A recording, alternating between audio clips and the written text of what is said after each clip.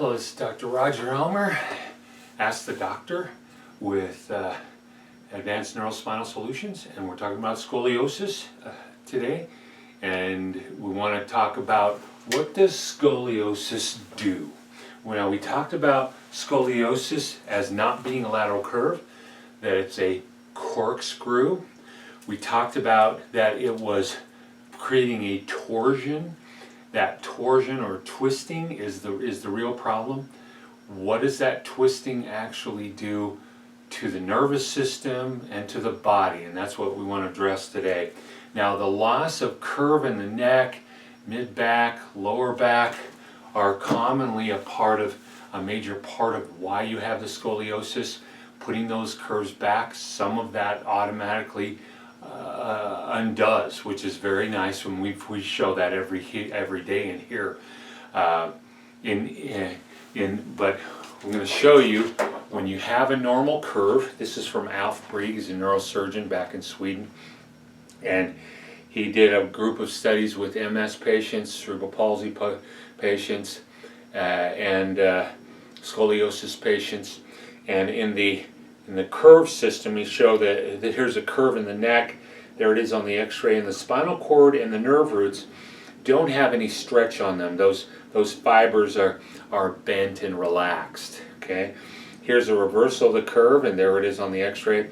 There's the spinal cord and the nerve roots. They're being stretched. Notice how they're taut. Imagine those nerves, because they're in the neck, they go out into the hands in that. But that's what happens, and it creates a need to get away from that stretch. So you take the cord and stretch it. It's like stretching a rubber band. Stretch a rubber band and it gets thinner.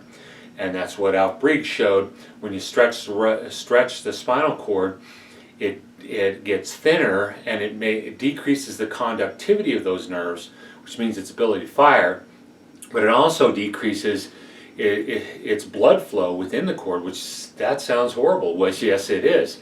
And that's what creates the spasticities in things like MS, things like cord injuries and scoliosis. The spasticities are coming from a stretch and decrease in blood flow, which we call intermittent claudication. So when we put that curve back in, it takes the stretch off, and those begin to abate, which is very, very nice. What does it do from a torsioning point of view?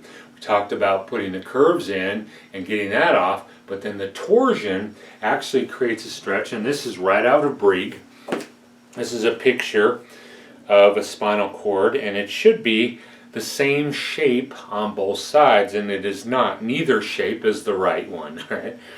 This is stretched this way, and this is stretched this way. Well, in the scoliosis,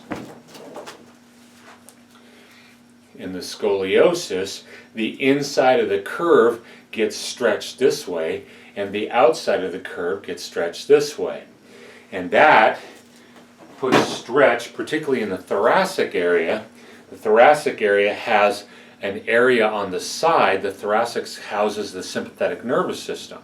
And the sympathetic nervous system, this lateral horn on the spinal cord, gets stretched, decreasing the blood flow in that area, which affects its ability to do appropriate fight or flight or other automatic systems. And so that's where we get all kinds of problems with health. Now, it also torsions the thoracic cage itself, that houses the lungs and the heart, the mediastinum, and you got the pleural cavities here, and they get torsioned, and as they're torsioned, it's like taking balloons inside of a paper mache, right, that's still wet, and then we blew those balloons up, and then we twist it and then let it dry. Okay? Well, imagine it's hard to breathe. That is one of the big problems with scoliosis. For me, it's one of the more scary parts of scoliosis. Most people are worried about how it looks. I'm more worried about the heart and the lungs.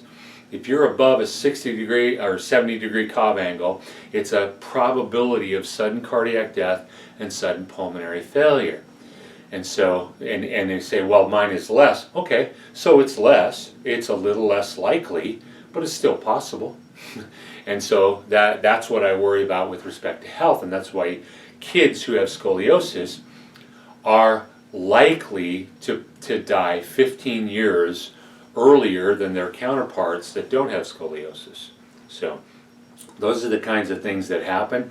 I see severe balance issues. Well, imagine the physical body is dependent upon all these sensors in our body, in our head, but also in our body, to tell us where we are in space and to govern the tone of the muscles that respond to gravity and the changes of our body.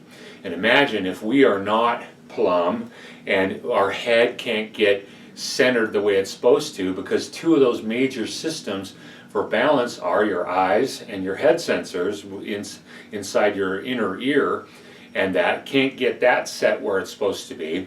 And then it's got all of this asymmetry to the body and all the tone of the muscles, and some stuff is working too hard trying to keep you up, and some things are working not enough. And so in all of that, balance is a big problem, falls are a big problem, and that. So those are the kinds of things to think about. It's not just, is that dress going to look pretty at prom, you know, on my bare back or whatever. That's the least of my worries. So, but hopefully that gives you an idea of some of the things that can go that can go wrong with scoliosis. I hope that answers the question. If not, please ask another question, and we'll be happy to do another video for you.